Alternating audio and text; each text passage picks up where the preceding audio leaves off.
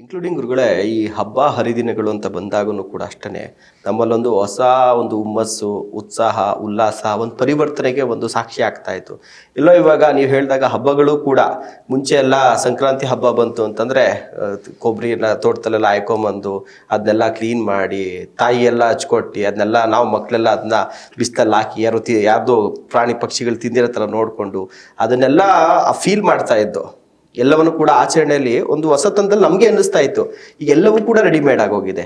ಎಲ್ಲವೂ ಕೂಡ ಈಗ ಆನ್ಲೈನಲ್ಲಿ ಬುಕ್ ಮಾಡಿದ್ರೆ ಎಳ್ಳು ಬೆಲ್ಲನೂ ಸಿಗುತ್ತೆ, ಬೇವು ಬೆಲ್ಲನೂ ಸಿಗುತ್ತೆ, ಕಬ್ಬು ಸಿಗುತ್ತೆ, ಪೊಂಗಲ್ಲು ಸಿಗುತ್ತೆ, ಇಕ್ಕಿದ ಬೆಳೆ ಸಾಂಬಾರು ಸಿಗುತ್ತೆ ಇವಾಗ. ಹೀಗಾಗಿ ಎಲ್ಲೋ ಈ ಹಬ್ಬಗಳನ್ನೂ ಕೂಡ ನಾವು ಎಂಜಾಯ್ ಮಾಡುವಂಥದ್ದು ಅಥವಾ ಜೀವನಕ್ಕೆ ಅಳವಡಿಸ್ಕೊಳ್ಳುವಂಥದ್ದು ಅದನ್ನು ಕೂಡ ಮರಿತಾ ಇದೀವಿ. ಇದು ಒಂದು ಕಾರಣನಾ ಗುರುಗಳೆಲ್ಲ? ಖಂಡಿತ. ನೋಡಿ, ನಾವು ಪ್ರತಿ ಹಬ್ಬಗಳು ಭಾರತದಲ್ಲಿ ಅಂತ ಹೇಳ್ತಾರೆ ದಿನಕ್ಕೊಂದು ಹಬ್ಬ ಇದೆ ಅಂತ. ಹಬ್ಬ ಇಲ್ಲದೆ ಇರೋ ದಿನ ಇಲ್ಲ ಅಂತ. ದಿನಾನು ಹಬ್ಬನೇ ಅಂತ ಒಂದು ಮಾತೇ ಇದೆಯಲ್ಲ. ಹಾಗ ಅಷ್ಟು ಹಬ್ಬಗಳು ಯಾಕೆ? ನಮ್ಮಲ್ಲೊಂದು ಸಾಮರಸ್ಯ ಬರಲಿ. ಕೇವಲ ನಮ್ಮ ಸಂಸಾರ ಅಥವಾ ಸಂಬಂಧಗಳಲ್ಲಿ ಆರೋಗ್ಯ ಬರೋದಲ್ಲ, ಮಾನಸಿಕ ಆರೋಗ್ಯ, ದೈಹಿಕ ಆರೋಗ್ಯ ಎಲ್ಲಾ ದಿಕ್ಕಿನಿಂದ ನಮ್ಮ ಹಿರಿಯರು ಅವರಿಗೆ ಸೈಂಟಿಫಿಕಲಿ ಯೋಚನೆ ಮಾಡಿದ್ರೋ ಮತ್ತೊಂದು ಯೋಚನೆ ಮಾಡಿದ್ರೋ ಗೊತ್ತಿಲ್ಲ, ಆದ್ರೆ ಅವರು ಆಚರಣೆ ಮಾಡ್ತಾ ಮಾಡ್ತಾ ಬಂದಂತ ಪದ್ಧತಿಗಳೇನಿದೆ, ನಮ್ಮ ಮಾನಸಿಕ, ದೈಹಿಕ, ನಮ್ಮ ಮನೆಯ ಆರೋಗ್ಯ ಇರಬಹುದು, ಎಲ್ಲಾ ರೀತಿಯ ಆರೋಗ್ಯವನ್ನು ಚೆನ್ನಾಗಿ ಇಟ್ಕೊಳ್ಳಿ ಅಂತಾನೆ ಅದು ಬೆಳೀತಾ ಬಂತು. ಆದ್ರೆ ಅದರ ಆಚರಣೆ ಈಗ ಏನಾಗಿದೆ, ನಾನು ಹೇಳದಂಗೆ ಇನ್ಸ್ಟೆಂಟ್ ಆಗೋಯ್ತು. ನೀವು ಹೇಳದ ಹಾಗೆ ಬೆಲ್ಲವೂ ಅಂಗಡಿಯಿಂದ, ಕೊಬ್ಬರಿಯೂ ಅಂಗಡಿಯಿಂದ. ಈಗ ನಾವು ನೋಡಿದ್ವಿ ನಮ್ಮ ಚಿಕ್ಕ ವಯಸ್ಸಿನಲ್ಲೆಲ್ಲ ಪ್ರತಿ ಹಬ್ಬಗಳಿಗೆ ಆಯಾಯ ಸಂದರ್ಭಕ್ಕೆ ಸಿಗುವಂತದ್ದನ್ನ ತೋಟಕ್ಕೆ ಹೋಗಿ ನಾವು ತರ್ತಾ ಇದ್ವಿ. ಹೌದು. ಅಥವಾ ನಮ್ಮದೇ ಯಾರ್ದೋ ಸಂಬಂಧಿಕರು ಮನೆಗೆ ಹೋಗಿ ಅಲ್ಲಿಂದ ತಗೊಂಡ್ಬರೋದು, ಕೊಡೋದು, ಕೊಂಡುಕೊಡೋದು, ಈ ಏನೆಲ್ಲ ಪದ್ಧತಿಗಳಿತ್ತು ಇದೆಲ್ಲವೂ ಸಂಬಂಧಗಳನ್ನ ಇನ್ನು ಗಟ್ಟಿಗೊಳಿಸ್ತಾ ಹೋಗ್ತಾ ಇತ್ತು. ಇವೇನೇ ಮಾಡಿದ್ರು ಕೂಡು ಕುಟುಂಬದಲ್ಲೇ ಮಾಡ್ಬೇಕು. ಅಪ್ಪ ಅಲ್ಲಿ ತೋರಣ ಕಟ್ತಾ ಇದ್ರೆ ಅಮ್ಮ ಅಡಿಗೆ ಮಾಡ್ತಾ ಇರೋ, ಯಾರೋ ಹಿರಿಯರು ಹಸುನ್ ಮೈ ತೊಳಿತಾ ಇರೋ, ಇಲ್ಲ ಮನೆ ಕ್ಲೀನ್ ಮಾಡ್ತಾ ಇರೋರು, ಇನ್ಯಾರೋ ಇನ್ನೇನನ್ನು ಅಡಿಗೆ ತಯಾರು ಮಾಡೋರು. ಈ ರೀತಿ ಒಬ್ಬೊಬ್ರು ಒಂದೊಂದು ಕೆಲಸವನ್ನ ಮಾಡ್ತಾ ಇಡೀ ಹಬ್ಬವನ್ನ ಎಂಜಾಯ್ ಮಾಡ್ತಾ ಇದ್ರು. ಈಗ ನೋಡಿ, ನೀವು ಮದುವೆನೇ ಏನಾಗಿದೆ, ಒಬ್ರು ಗುತ್ತಿಗೆ ಕೊಟ್ಬಿಡ್ತೀವಿ ಇವತ್ತು. ಹೌದು, ಮದುವೆಯನ್ನೇ ಹೋಗಿ ತಾಲಿ ಕಟ್ಟಿ ಹುಡುಗಿಂಗ್ ಕರ್ಕೊಂಡ್ ಬರೋದು ಅಷ್ಟ್ರವರೆಗಿನ ಒಂದು ನಮ್ಮ ಈಸಿ ಲೈಫ್ ಅನ್ನ ಎಷ್ಟು ಈಸಿ ಮಾಡ್ಕೊಳ್ತಾ ಇದ್ದೀರಿ ನೋಡಿ. ಯಾವ್ದು ಈಸಿ ಆಗ್ತದೆ ಅದಕ್ಕೆ ವ್ಯಾಲ್ಯೂ ಕಳ್ಕೊಂಡ್ಬಿಡ್ತದೆ. ಇವಾಗ ಮದುವೆ ಅಂದಾಗ ಒಂದು ಪಾಯಿಂಟ್ ಬಂತು. ನಾನು ಹುಡುಗ ಇದ್ದಾಗ ನನ್ಗೆ ನೆನಪಿದೆ, ನಾನು ಹಳ್ಳಿನಲ್ಲೇ ಬೆಳೆದಂಥದ್ದು. ಒಂದು ಮದುವೆ ಅಂತಂದರೆ ಒಂದು ವಾರದ ಮುಂಚೆನೆ ಎಲ್ಲ ರಿಲೇಷನ್ಗಳು ಬರೋರು. ಅದರಲ್ಲಿ ಏನು ಅಂತಂದರೆ ಕೆಲವರೆಲ್ಲ ಪಾತ್ರೆ ಗೀತ್ರೆಗಳು ಹೆಂಗಸೋದೆಲ್ಲ ಆ ಕೆಲಸ, ಯಾವ ಪಾತ್ರೆ ಬೇಕು ಅಡುಗೆ, ಯಾಕಂದರೆ ಅಡುಗೆ ಎಲ್ಲ ಮನೆಯಲ್ಲೇ ಮದುವೆಗಳು ಆಗ್ತಾ ಇದ್ದಿದ್ದು.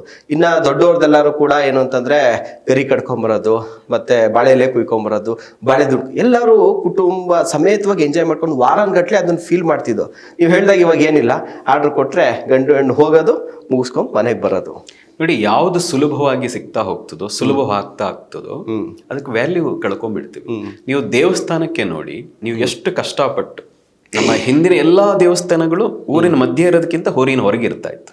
ಯಾವುದೋ ಬೆಟ್ಟದ ಮೇಲೆ, ಕಾಡಿನ ನಡುವೆ. ಈಗ ತಿರುಪತಿ ಇರಬಹುದು, ವೈಷ್ಣೋ ದೇವಿ ಇರಬಹುದು, ಕೇದಾರ್ನಾಥ್ ಇರಬಹುದು, ಎಲ್ಲವೂ ನೀವು ದುರ್ಗಮವಾದ ಪ್ರದೇಶಗಳಲ್ಲಿ ನೀವು ಕಷ್ಟಪಟ್ಟು ಹೋಗಿ ನೀವು ಆ ದೇವರ ಮುಂದೆ ನಿಂತಾಗ ಫೀಲ್ ಇದೆಯಲ್ಲ, ನೀವು ತುಂಬಾ ಎಂಜಾಯ್ ಮಾಡ್ತೀರಿ, ಆ ತಲೀನರಾಗ್ತೀರಿ ಆ ದೈವದ ಮುಂದೆ ನಿಂತಾಗ.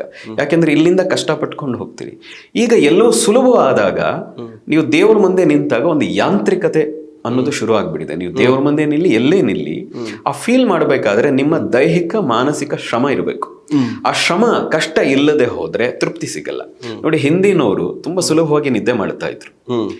ಜೀವನ ಕಷ್ಟ ಇತ್ತು, ಬಡತನ ಇತ್ತು, ಆದ್ರೆ ಸುಖ ಇತ್ತು. ಹೌದು. ಈಗ ಎಲ್ಲವೂ ಸುಲಭ ಇದೆ, ಆದ್ರೆ ಸುಖದ ನಿದ್ದೆ ಇಲ್ಲ. ಹೌದು.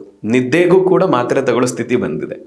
ಇಲ್ಲ ಏನೋ ಒಂದು ತಿಂದು ಅದರಿಂದಾಗಿ ನಿದ್ದೆಯನ್ನ ಪಡೆಯುವಂತ ಸ್ಥಿತಿ ಬಂದಿದೆ. ಕಷ್ಟ ಇರ್ಲಿ, ಶ್ರಮ ಇರ್ಲಿ, ಆದ್ರೆ ರಾತ್ರಿ ಹೊತ್ತು ತೃಪ್ತಿ ಅನ್ನೋದಿತ್ತು, ಸಂತೋಷ ಅನ್ನೋದಿತ್ತು. 8 ಗಂಟೆಗೆಲ್ಲ ಮಲಗಿಬಿಡ್ತಿದ್ರು ಗುರುಗಳೇ. ಇವತ್ತು ನೀವು 12 ಗಂಟೆ ಆದ್ರೂ ನಿದ್ದೆ ಬರದೇ ಇರುವಂತ ಸ್ಥಿತಿ ಬಂದಿದೆ. ನಾ ಹೇಳೋದು ಎಲ್ಲವೂ ಬೇಕು, ಈ ಮೆಟಲಿಸ್ಟಿಕ್ ಲೈಫೂ ಬೇಕು, ಆದ್ರೆ ಎಷ್ಟು ಬೇಕು, ಹೇಗೆ ಬೇಕು, ಯಾಕಾಗಿ ಬೇಕು ಅನ್ನೋದು ಗೊತ್ತಿದ್ರೆ ಮಾತ್ರ ನೀವು ಇದೆಲ್ಲವನ್ನು ನೀವು ಬಳಸ್ತೀರಿ. ಇಲ್ಲ ಅವುಗಳು ನಿಮ್ಮನ್ನು ಬಳಸೋಕೆ ಶುರುವಾಗ್ತದೆ. ಆಧ್ಯಾತ್ಮಿಕತೆ ಹೇಳ್ಕೊಡೋದು ಇದನ್ನ. ಎಲ್ಲದರ ನಡುವೆ ಇರು, ಮೆಟಲಿಸ್ಟಿಕ್ ಲೈಫ್ ಅನ್ನು ಬಳಸು. ಒಳ್ಳೆ ವಾಚು, ಒಳ್ಳೆ ಮನೆ, ಒಳ್ಳೆ ಬಟ್ಟೆ, ಆ ಸುಖದ ಎಲ್ಲವನ್ನು ಅನುಭವಿಸು. ಆದ್ರೆ ಯಾವುದು ಕೊಂಡ್ಕೋಬೇಡ, ಯಾವುದು ಪರ್ಮನೆಂಟ್ ಅಂತ ಭಾವಿಸಬೇಡ. ಹಾಗಿದ್ದಾಗ ಮಾತ್ರ ನೀನು ಎಲ್ಲದರ ನಡುವೆ ಇದ್ದು ಅದಕ್ಕೆ ನೀನು ಅಟ್ಯಾಚ್ ಆಗದೆ ಡಿಟ್ಯಾಚ್ ಆಗಿ ನಿನ್ನ ಜೊತೆ ನೀನು ಇರಕ್ ಸಾಧ್ಯ ಅನ್ನೋದನ್ನ ಆಧ್ಯಾತ್ಮಿಕ ಕಲಿಸ್ಕೊಡ್ತದೆ.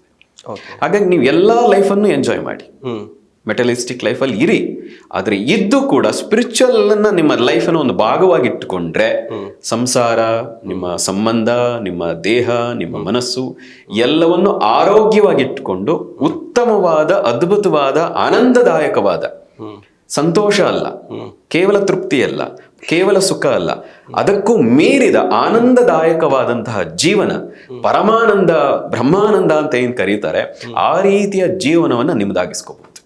ಅದಕ್ಕೆ ಆಧ್ಯಾತ್ಮಿಕ ಬಿಟ್ಟರೆ ಬೇರೆ ಇನ್ಯಾವ ದಾರಿಯೂ ಇಲ್ಲ.